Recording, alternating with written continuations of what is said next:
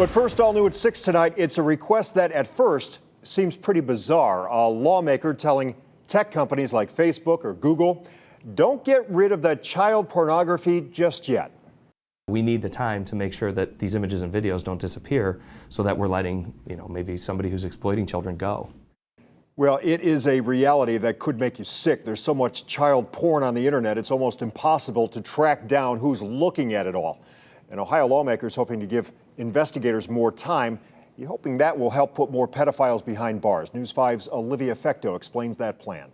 The arrest of a priest in Strongsville last week hit close to home for Congressman Anthony Gonzalez. The parish was right next to his campaign office. The good news is he was arrested.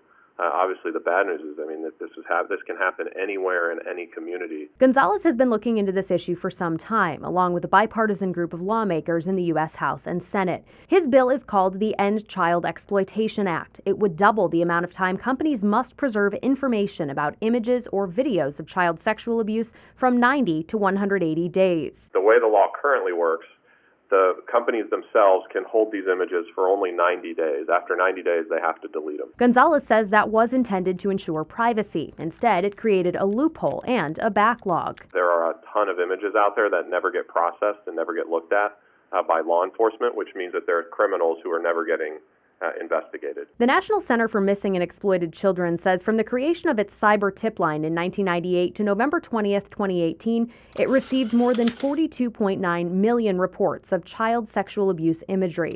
The Child Victim Identification Program has reviewed more than 267 million images and videos. More than 15,800 victims have been identified by law enforcement. In order to deal with the number of cases they must investigate, the Internet Crimes Against Children Task Force in Cuyahoga County has this mobile unit, helping them catch perpetrators who are exploiting kids online. The task force says the number of cyber tips it gets has increased dramatically in the last few years. Maybe 3-4 years ago, there was only a couple thousand per year. Now, this year, we're going to hit almost 7,000 cyber tips per year. The task force says finding perpetrators isn't always simple. We have to send preservation letters, do search warrants, subpoenas, and sometimes 90 days just isn't enough time to get everything done. The more time we have to do it, the less predators are on the streets. Olivia Fecto, News 5.